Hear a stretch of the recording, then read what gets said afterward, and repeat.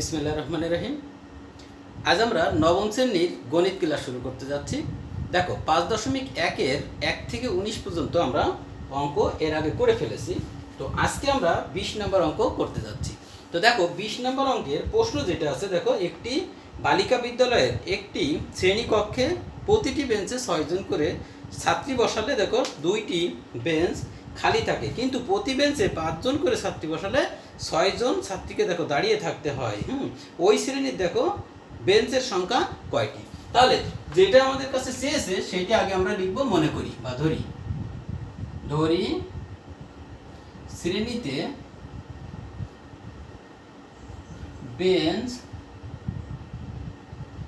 আছে xt। ওকে, এখন দেখো যে xt এখানে আছে, বেঞ্চ আছে। তাহলে এখন হচ্ছে আমরা কি করব, যে প্রতি বেঞ্চে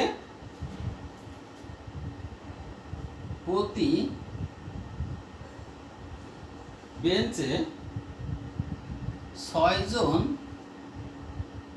করে ছাত্রী বসলে 2টি বেঞ্চ খালি থাকে। তাহলে অতএব ওই শ্রেণীর ছাত্রী সংখ্যা। তো খেয়াল করো, দুটো বেঞ্চ যদি খালি থেকে যায় তাহলে আমরা কি করব, x থেকে কি করব, 2 বিয়োগ করব। তাহলে আমার হচ্ছে বেঞ্চ ছিল মোট কয়টি, xt। x থেকে 2 বিয়োগ করলে আমার বেঞ্চ হচ্ছে 2টা কমে গেল, 2টা বেঞ্চ খালি ছিল, সেই 2টো বেঞ্চ বাদ দিলাম। এখন প্রতি বেঞ্চে যদি 6 জন করে বসে তাহলে ওইটাকে আমরা যদি 6 দিয়ে গুণ করে তাহলে আমরা কি ওই শ্রেণীর ছাত্রী সংখ্যা পেয়ে যাব। তাহলে এত কি হবে, জন। ঠিক আছে, এরপরে দেখো আরেকটা কন্ডিশন বা আরেকটা কথা বলেছে, সেটা হচ্ছে কি, দেখো যে প্রতি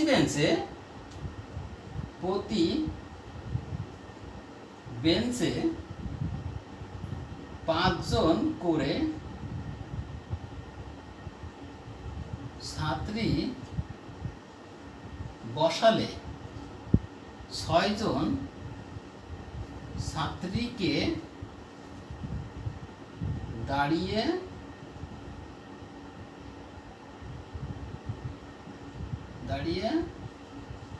থাকতে হয়। ঠিক আছে, তো এখন দেখো তাহলে কি হবে, অতএব ওই শ্রেণীর ছাত্রী সংখ্যা কি হবে, দেখো তাহলে এখন কি ঘটনা ঘটতেছে এখানে, যে 5 জন করে ছাত্রী বসছে এক এক বেঞ্চে। তাহলে কি হবে, 5 গুণ x, আর সাথে আরো 6 জন ছাত্রীকে হচ্ছে দাঁড়িয়ে থাকতে হয়। ঠিক আছে, তাহলে 5x প্লাস কত, 6।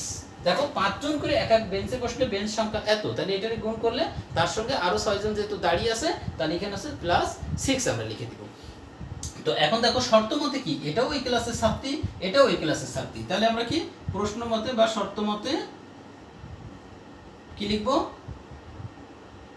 6 ইন্টু x মাইনাস 2 সমান সমান 5x প্লাস 6। ওকে, এখন দেখো বা তাহলে 6x মাইনাস 12 সমান সমান 5x প্লাস 6, বা 6x মাইনাস 5x সমান সমান 6 প্লাস 12, বা x সমান সমান 18। তাহলে x এর মান বেরোলে 18। এখন এই প্রশ্নে আমাদের কি উত্তর চাইছিল, ওই শ্রেণীতে বেঞ্চের সংখ্যা কয়টি? তাহলে ওই শ্রেণীতে দেখো বেঞ্চ কয়টি আছে, xt। তাহলে আমরা লিখব কি, যে অতএব শ্রেণীতে বেঞ্চ আছে কয়টি, 18টি। এটাই হচ্ছে আমাদের উত্তর। তাহলে এইখানেই কিন্তু আমাদের অঙ্ক শেষ।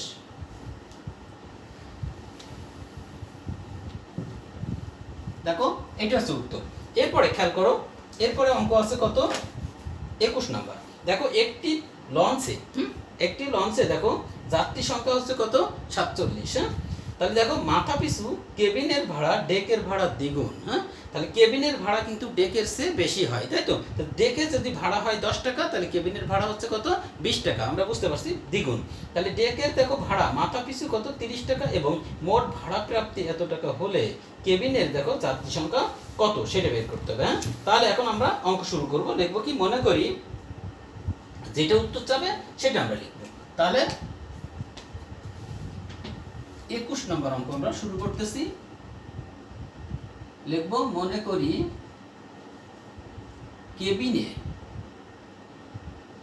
কেবিনের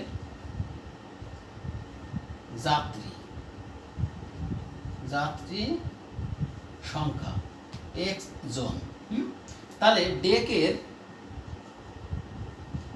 যাত্রী সংখ্যা কত হবে? ওই 47 থেকে দেখো আমরা x বিয়োগ করব, তাহলে 47 মাইনাস x এত জন। ওকে, তাহলে একটা জিনিস কিন্তু আমাদের এখানে বলে দিয়েছে, সেটা হচ্ছে কি যে ডেকের ভাড়াটা, কেবিনের ভাড়াটা দেখো ডেকের ভাড়া দ্বিগুণ। হ্যাঁ, তাহলে এই প্রশ্নে কিন্তু বলে দিয়েছে যে ডেকের ভাড়া মাথা পিছু কত? 30 টাকা। তাহলে আমরা একটু লিখে নিই যে ডেকের ভাড়া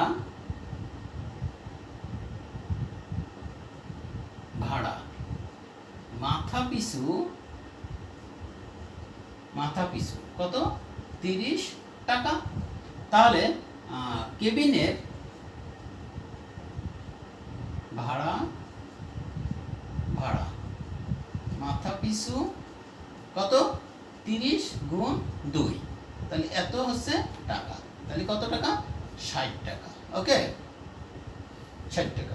তাহলে আমরা এটাও বুঝে গেলাম। তাহলে এইবার আমরা কি করব দেখো, কেবিন থেকে কয় টাকা উঠতেছে আর ডেক থেকে কয় টাকা উঠতেছে খেয়াল করো। কেবিনের যাত্রী সংখ্যা ছিল হচ্ছে x জন, তাহলে 60 এর সঙ্গে x গুণ করলে কেবিন থেকে কত টাকা উঠলো এটা আমরা পেয়ে যাব। আর ডেকের ভাড়া হচ্ছে দেখো 30 টাকা, তাহলে এটার সঙ্গে এটা গুণ করলে আমরা কি ডেক থেকে কত টাকা ভাড়া উঠতেছে পেয়ে যাব। এই দুটোর যোগফলটাই হবে কি মোট ভাড়া প্রাপ্তি যেটা, ঠিক আছে? তো মোট কত টাকা? 1600, দেখো 1680 টাকা। তাহলে আমরা এখন শর্ত মতে লিখে দিই। দেখো শর্ত মতে কি হবে? 60 গুণ x প্লাস 30 ব্র্যাকেট কত? 47 মাইনাস x সমান সমান কত? 1680। ওকে, 1680। তাহলে এখন দেখো আমরা এখানে 60x লিখে দিব, আর দেখো এটা গুণ করলে কত হবে? 0 আর 3 সাথে 21 এর 1 আর 3 4 12, 12 13 14 হবে এটা। দেখো এত, আর এখানে 30x 1680, বা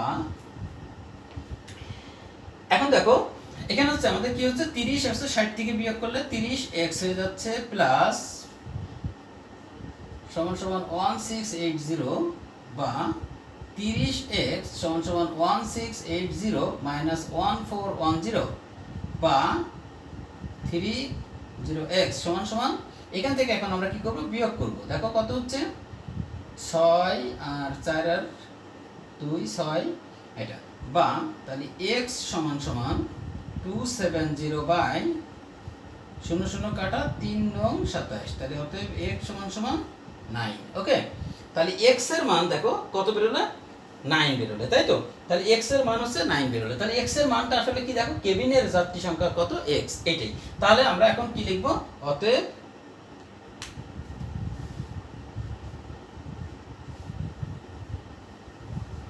দেখো, অতএব কেবিনের যাত্রী সংখ্যা কত ছিল? 9 জন। 9 জন। ওকে, তাহলে অতএব কেবিনের যাত্রী সংখ্যা ছিল 9 জন। তাহলে হয়ে গেল আমাদের অঙ্ক। এরপরে দেখো 22 নম্বর অঙ্ক। 22 নম্বর অঙ্ক দেখো কি আছে প্রশ্নটা আমরা একটু দেখি। 22 নম্বরের প্রশ্ন হচ্ছে দেখো মোট 120টি 25 পয়সার মুদ্রা এবং 50 পয়সার মুদ্রায় মোট হচ্ছে কত? 35 টাকা। 35 টাকা হলে দেখো কত কোন প্রকারের মুদ্রা সংখ্যা কয়টি? এখন একটা হচ্ছে 25 পয়সার মুদ্রা আছে, আর একটা হচ্ছে 50 পয়সার মুদ্রা আছে। তাই দুই প্রকারের মুদ্রা আছে। কয়টি আছে? 120টি। তাহলে আমরা কোন প্রকারের মুদ্রা কত যখন বলছে তখন আমরা এটা ধরে নেব কি দেখো, মনে করি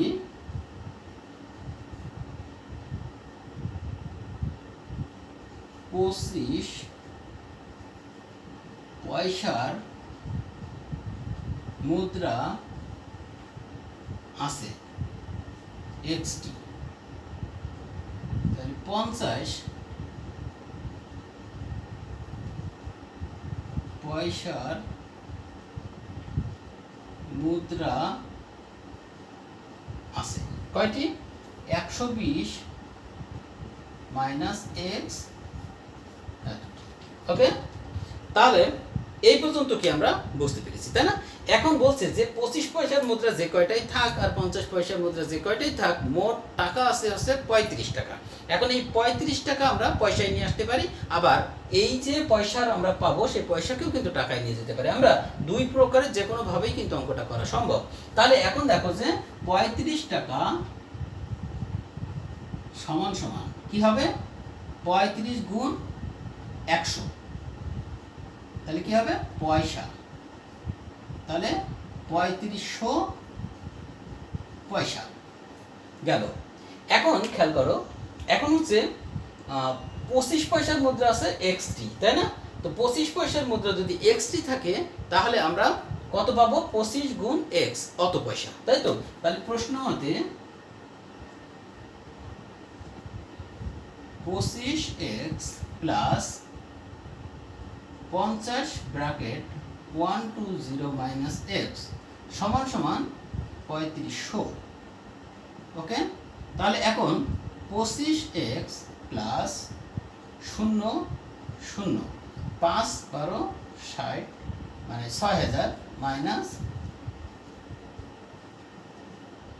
3500, বা এখন 50 থেকে দেখো 25 বিয়োগ হয়ে গেলে 25x সমান সমান 3500 মাইনাস 6000, বা এখন দেখো 0 0, তারপরে 5 আর কত, 5 হলে 10 হবে, হাতে কত 1 1 হলে 2500, তাহলে এখানে কিন্তু একটা বিয়োগ হবে কারণ এটা বড়, বা x সমান সমান দেখো মাইনাস 2500 বাই মাইনাস 25, তাহলে মাইনাস মাইনাস কাটা, 25 25 কাটা, তাহলে উপরে থাকবে 100, তাহলে অতএব x সমান সমান কত 100।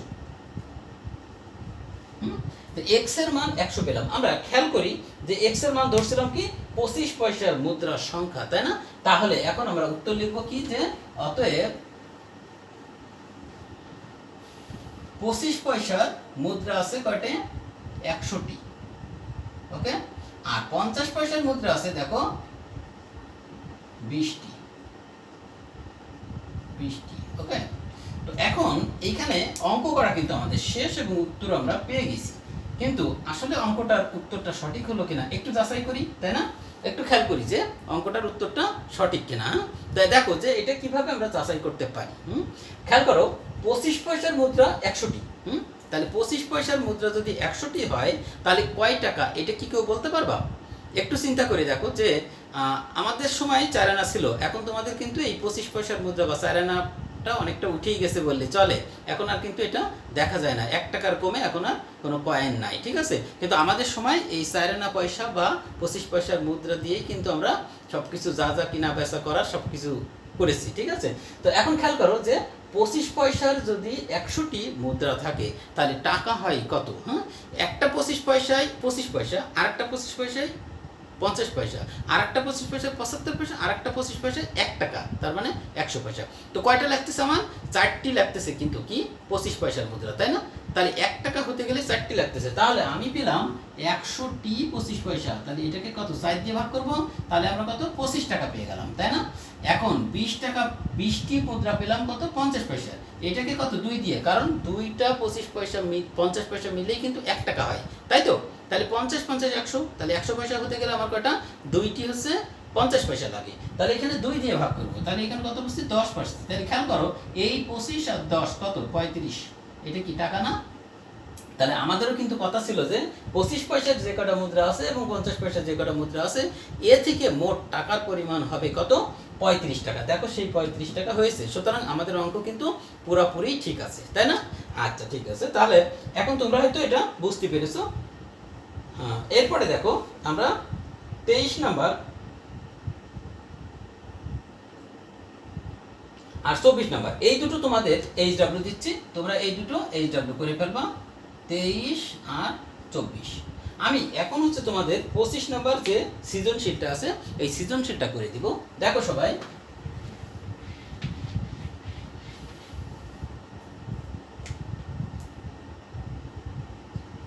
আমরা একটু পড়ি অঙ্কটা।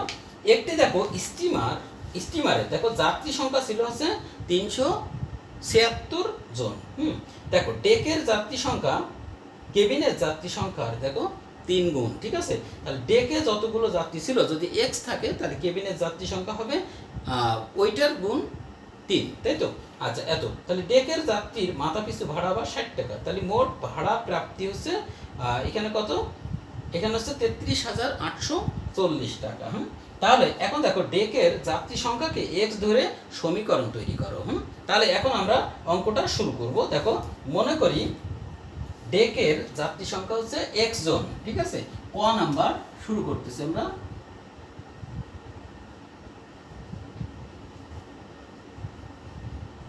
সংখ্যা এক্স জন, ওকে। এখন দেখো কেবিনের যাত্রী সংখ্যা তাহলে কত, কারণ মোট যাত্রী হচ্ছে 376 জন। আমরা এর আগে যে অঙ্কটা দেখো করলাম সেই অঙ্কের সঙ্গে কিন্তু এটা মিল আছে, তাই না। ওই কেবিনের 21 নম্বর অঙ্কের সঙ্গে দেখো মিল আছে। 21 নম্বর অঙ্ক যে পারবে সেই অঙ্কটাও কিন্তু বুঝতে পারবে এটাও। তাহলে এখন দেখো যে কেবিনের যাত্রী সংখ্যা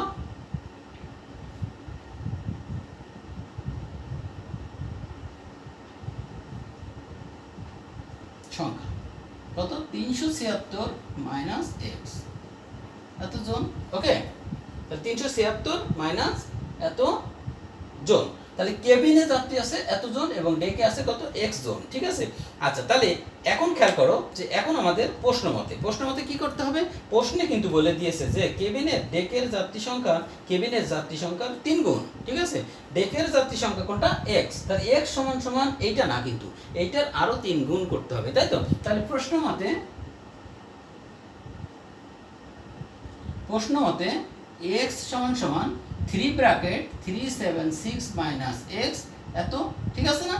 আচ্ছা তাহলে এটাই কিন্তু আমাদের সমীকরণ, এবং যে সমীকরণ বের করতে বললো সেটা এটা। তাহলে আমরা কি লিখব, নির্ণয় সমীকরণ x সমান সমান 3 × 376 মাইনাস x, ওকে হয়ে গেল। এখন আমরা ক নম্বর অঙ্ক কিন্তু শেষ করে ফেলেছি, এখন খ শুরু করব আমরা। দেখো তাহলে খ নম্বরের প্রশ্নটা কি, প্রশ্ন হচ্ছে ডেকের যাত্রী এবং কেবিনের যাত্রী সংখ্যা কত। তার মানে ডেকে কয়জন যাচ্ছে এবং এক্স এর মান কত, আর এটার থেকে আমরা যে মানটা পাচ্ছি সেটা কত, মানে ডেকে কতজন যাত্রী আছে এবং কেবিনে কতজন যাত্রী আছে সেটা। তাহলে আমরা কি করব, ক হতে প্রাপ্ত, দেখো ক হতে প্রাপ্ত কি পাচ্ছি আমরা, এক্স সমান সমান দেখো 3 × 376 মাইনাস এক্স, বা x সমান সমান, এখন এই দুটো গুণ করতে হবে, তাই তো।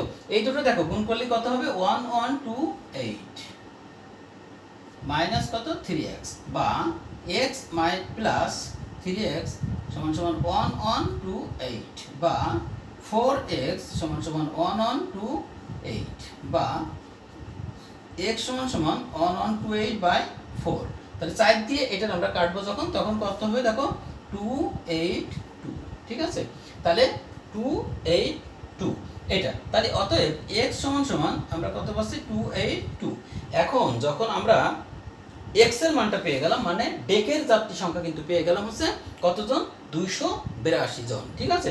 তাহলে এখন আমরা লিখে ফেলি যে অতএব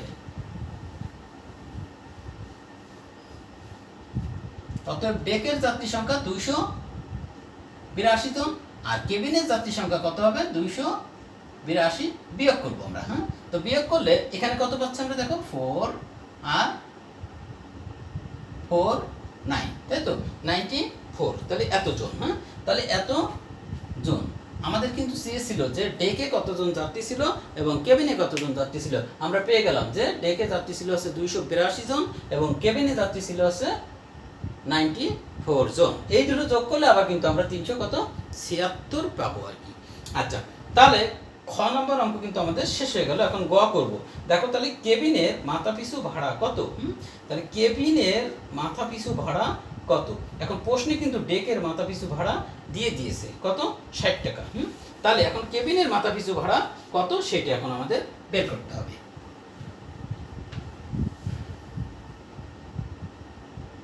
দেখো আমরা গ নাম্বার শুরু করতেছি, লিখব হচ্ছে খ হতে প্রাপ্ত। কি প্রাপ্ত, ডেকের যাত্রী সংখ্যা এত এবং কেবিনের যাত্রী সংখ্যা হচ্ছে এত জন। ক্লিয়ার। এবার দেখো ডেকের যাত্রীর মাথা পিছু ভাড়া হচ্ছে 60 টাকা, এটা কিন্তু বলে দিয়েছে। তাহলে আমরা লিখবো হচ্ছে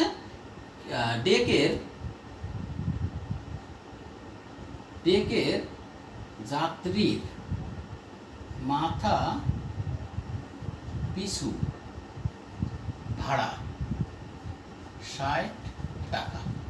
ওকে, এবার কেবিনের মাথা পিছু ভাড়া কত টাকা সেটাই কিন্তু প্রশ্ন আমাদের, তাই না? তাহলে আমরা লিখবো মনে করি কেবিনের যাত্রীর মাথা পিছু ভাড়া কত, ওয়াই টাকা। থাক, এখন এই ওয়াই এর মানই কিন্তু আমাদের কি করতে হবে, নির্ণয় করতে হবে, ঠিক আছে? তাহলে দেখো ডেকের মোট ভাড়া কত টাকা উঠবে এবং কেবিনে মোট কতবার টাকা ভাড়া উঠবে সেটা আমরা বের করবো, এবং সেটা দুইটা যোগফলই কিন্তু হবে 33,840 টাকা। আচ্ছা, তাহলে আসো এবার আমরা লিখবো হচ্ছে ডেকের মোট ভাড়া, হ্যাঁ কত সেটা দেখো, যে আমার আছে কত, মাথা পিছু কত, 60 টাকা দিচ্ছে, এবং ডেকে কতজন যাত্রী আছে, 282, তাই তো, এত টাকা, এত টাকা। তাহলে এই দুটো গুণ করলে আমরা পাবো হচ্ছে 16920 টাকা। ওকে, আচ্ছা এইবার দেখো এরপরে আমরা হচ্ছে কেবিনের মোট ভাড়া সমান সমান কি পাচ্ছি, দেখো কেবিনে হচ্ছে কত টাকা, ওয়াই, মাথা পিছু ভাড়া আমরা ধরছি ওয়াই টাকা, আর যাত্রী আছে কত, 94, তাহলে এত হচ্ছে টাকা, তাহলে এখানে হচ্ছে 94 ওয়াই টাকা, ঠিক আছে? তাহলে এখন 94 ওয়াই টাকা হচ্ছে কেবিন থেকে আমরা পাচ্ছি, আর ডেক থেকে পাচ্ছি এত টাকা। তাহলে কি হবে, এই দুটোর যোগফলই কিন্তু হবে কত, 33,840 টাকা। তাহলে এখন হচ্ছে প্রশ্ন মতে লিখবো আমরা, প্রশ্ন মতে কি হবে দেখো, 16920 প্লাস 94 ওয়াই সমান সমান 33,840 টাকা, বা 94 ওয়াই সমান সমান 33,840 বিয়োগ 16920, বা 94 ওয়াই সমান সমান, এটা বিয়োগ করলে দেখো কত হচ্ছে, 0 2 তারপরে 9 তারপরে 6 1, বা ওয়াই সমান সমান হবে 16920 বাই 94। তাহলে এই 94 দিয়ে এটাকে ভাগ করলে কত হচ্ছে দেখো, 120, ঠিক আছে? তাহলে 180, তাহলে ওয়াই সমান সমান আমরা পাচ্ছি হচ্ছে 180।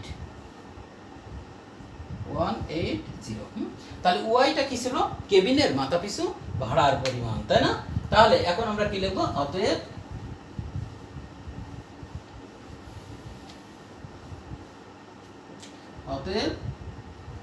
কেবিনের মাথা পিছু ভাড়া কত, 180 টাকা। ওকে, তাহলে এই অঙ্ক কিন্তু আমাদের শেষ হয়ে গেল, গ নাম্বারও, ঠিক আছে? তাহলে ক খ গ তিনটাই কিন্তু আমরা 25 নম্বরের সৃজনশীলটা পুরোই শেষ করে ফেললাম। এই দিয়ে দেখো আমার পুরা কিন্তু 5.1-এর 5টা 6টা সম্ভবত আজকের লেকচার সহ হবে। তাহলে এই সবকটা লেকচারেই কিন্তু তোমাদের অঙ্কগুলো আমি সব করে দিলাম, তোমরা বাসায় জাস্ট হচ্ছে আমার এই ক্লাসগুলো দেখে দেখে অনুশীলন করলেও কিন্তু তোমাদের অঙ্কগুলো সব হয়ে যাবে, ঠিক আছে? সুতরাং ভালো করে প্র্যাকটিস করবে, এবং আগামী ক্লাস থেকে আমি হচ্ছে 5.2 শুরু করব, ঠিক আছে? তো সেই পর্যন্ত সবাই ভালো থাকো, আল্লাহ হাফেজ।